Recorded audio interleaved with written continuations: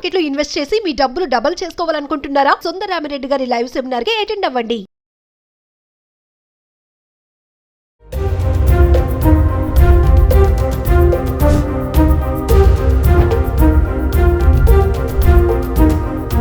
Hello viewers, welcome back to our channel. ప్రస్తుతం మనతో పాటు ఉన్నారు consumers affair committee chairman Mandadi Krishnareddy గారు. సార్తో మాట్లాడదాం.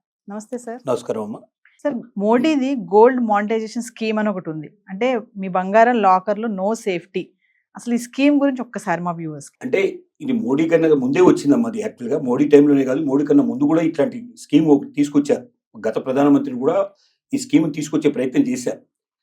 మానిటరింగ్ స్కీమ్ అంటే ఇక్కడ ఏమిటంటే, మన దేశం లోపల బంగారం ప్రపంచంలో చాలా దేశాల కన్నా మన దేశంలో చాలా ఎక్కువ బంగారం ఉంది.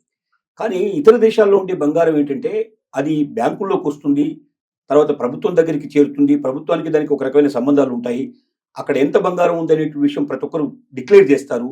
దానివల్ల ఏమవుతుందంటే, ఆ బంగారానికి ఇప్పుడు ఏ దేశమైనా ఒక కరెన్సీ ప్రింట్ చేయాలంటే ఆ దేశంలో ఉండే బంగారు నిల్వలకు ఈక్వల్గానే కరెన్సీ ప్రింట్ చేసుకోవాలి. అలాగే దాని యొక్క వాల్యూ కూడా, ఆ దేశం యొక్క కరెన్సీ వాల్యూ కూడా ఒక రకంగా బంగారంతో ముడిపడి ఉండే అవకాశాలు ఉంటాయి. కానీ మరి ఇక్కడ ఏమవుతుందంటే, ఇండియాలో మిగతా దేశాలు చాలా దేశాల కన్నా మ్యాక్సిమం మన దగ్గర బంగారం ఉండి కూడా మనం చాలా దేశాల కన్నా వెనుకబడిపోయి, ఇప్పుడు అమెరికన్ డాలర్తో పోలిస్తే మన రూపీ వాల్యూ ఎంత పడిపోయిందో మనం చూస్తున్నాం.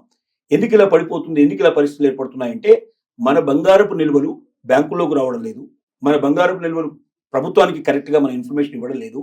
ఎవరికి వాళ్లే కొనుక్కుంటున్నారు. దీంట్లో దొంగ బంగారం కొనేవాళ్ళు ఉన్నారు, ఒరిజినల్ బంగారం కొనేవాళ్ళు ఉన్నారు. పూర్వకాలం నుంచి వాళ్ళ తాతతండ్రుల దగ్గర నుంచి వస్తున్న బంగారపు నిల్వలు ఉన్నాయి. తర్వాత కొన్ని దేవాలయాల్లో టన్నుల కొద్ది బంగారం ఉన్నది. ఇప్పుడు కేరళలో మనకు చూసినటువంటి ఒక దేవాలయంలో కూడా ఎన్ని టన్నుల నిల్వ ఉందో అంత టన్నుల బంగారం బయటపడింది.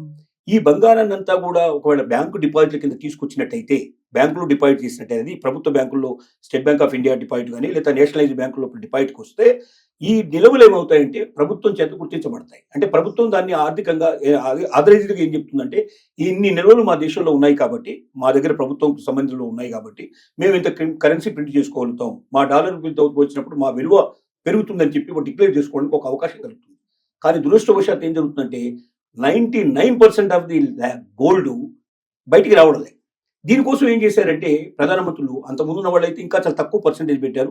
మోడీ వచ్చిన తర్వాత 0.5% నుంచి 1% మధ్యలో డిక్లేర్ చేశారు దాన్ని. అంటే ఎవరైనా బంగారాన్ని తీసుకొచ్చి మా బ్యాంకుల్లో పెడితే, ఆ పెట్టినప్పుడు వాళ్ళకి మేము మామూలుగా మనం బంగారం పెట్టి డబ్బు తీసుకెళ్తుంటాం, ఇది ఒకసారి పద్ధతి.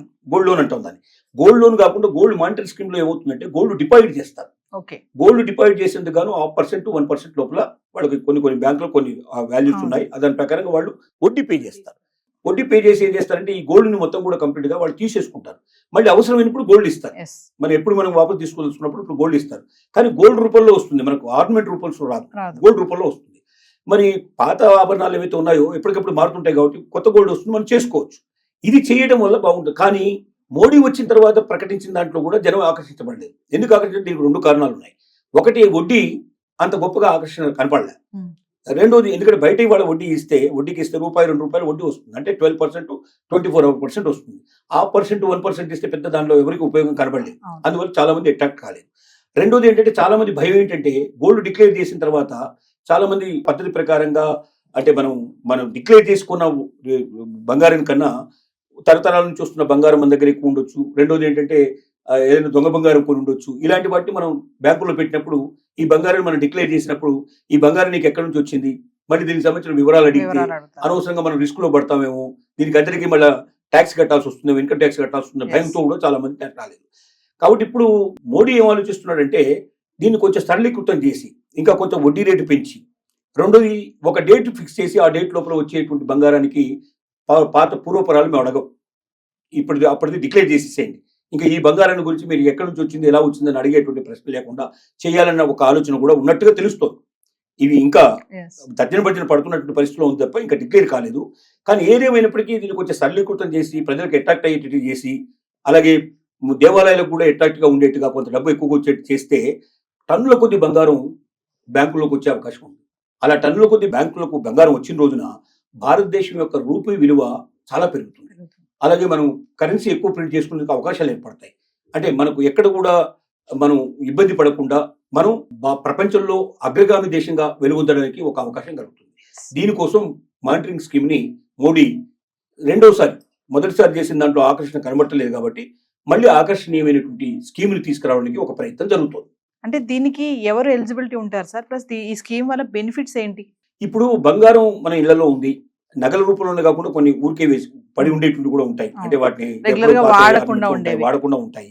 తర్వాత ఎక్కడో విదేశాల్లో ఉంటారు పిల్లలు, ఇక్కడ బంగారం పడి ఉంటుంది, వాడు తీసుకెళ్లరు, అలాంటివి కూడా కొన్ని ఉంటాయి. కొంతమంది చనిపోయిన వాళ్ళ యొక్క గుర్తు కింద దాచుకునేటువంటి వాళ్ళు కూడా ఉంటాయి. ఇలాంటి బంగారం ఉన్నాయి. ఈ బంగారం వేస్ట్ గా పెట్టడం కన్నా దీన్ని బ్యాంకుల్లో చేరిస్తే, మానిటరింగ్ స్కీమ్ కింద చేరిస్తే ఎవరైనా చేర్చొచ్చు. దీనికి ఎలిజిబిలిటీ అంటూ ప్రత్యేకంగా ఏం లేదు. కాకపోతే ఏంటంటే భయం ఏమిటి, ఇది ఇంతకుముందు డిక్లేర్ చేయని బంగారాన్ని ఇప్పుడు కొత్తగా డిక్లేర్ చేస్తే ఏదైనా ఇన్కమ్ ట్యాక్స్ పడుతుందేమో దీని మీద అనే భయాలు ఉన్నాయి. ఈ భయాలు తొలగించగలిగితే, అంటే యాజ్ ఆన్ దిస్ డేట్, ఈ డేట్ వరకు, ఈ 2025 మార్చి 31 వరకు మీరు డిపాజిట్ చేయండి, ఈ 31 మార్చి 2025 లోపల మీరు ఎంత బంగారం డిక్లేర్ చేసినా ఆ బంగారం ఎక్కడి నుంచి వచ్చిందని మేము అడగం అని ఇలాంటివే ఉన్నా పెడితే, లేదా ఒక వ్యక్తికి ఇంత అవకాశం కల్పిస్తున్నాం, ఇంతవరకు మీరు పెట్టొచ్చు అనేటువంటి ఏదైనా డిక్లరేషన్ ఇచ్చి ఈ 1% 1% నుంచి కొంచెం ఇంకా పెంచి దీన్ని 2% అట్లా తీసుకురాగలిగితే డెఫినెట్ గా చాలా మంది ఆలోచించే అవకాశాలు ఉన్నాయి. చాలా మంది పెట్టి ఊరికి నేను ఇంట్లో పెట్టుకున్నాక దాని మీద డబ్బు వస్తుంది కదా. ఒక ₹1 కోటి పడుతుంది అనుకోండి, ₹1 కోటి అంటే ₹2,00,000 సంవత్సరానికి వస్తాయి. ఆ డబ్బులు ఎక్స్ట్రా వచ్చినట్టే కదా. ఇలా ఆలోచించే వాళ్ళు కూడా చాలా మంది ఉన్నారు. కాబట్టి ఈ రెండు చేయాలి. ఒకటి ఇంట్రెస్ట్ రేట్ పెంచాలి, రెండోది ఒక డేట్ ఇచ్చి ఆ డేట్ లోపల మేము అడగం, వివరాలు అడగం, మీరు ఎక్కడి నుంచి వచ్చినాయని అడగం, ఇది మీదే అని మేము డిక్లేర్ చేస్తాం. పైపెచ్చు గతంలో లెక్కలోకి రాని కూడా ఇప్పుడు మీరు లెక్కలోకి తీసుకోవచ్చు. దానివల్ల మీరు ఇంకా సేఫ్టీ పెరుగుతుంది అనేటువంటి అవకాశాన్ని కల్పించినట్టయితే డెఫినెట్ గా ఈ స్కీమ్ సక్సెస్ అయ్యే అవకాశం ఉంది. ఈ స్కీమ్ సక్సెస్ అవ్వడం వల్ల దేశం ఎంతో పురోగమించి ఎంతో అభివృద్ధి పదంలోకి రావడానికి, ఆర్థికంగా ఇంకా బాగా నిలదొక్కుకోవడానికి, రూపీ వాల్యూ పెరగడానికి, మనం కరెన్సీ గట్టికి పడడానికి ఇవన్నీ అవకాశాలు ఏర్పడతాయి. అంటే మన దగ్గర ఉన్న బంగారంతో మనం డబ్బులు సంపాదించుకోవచ్చు అంటారు.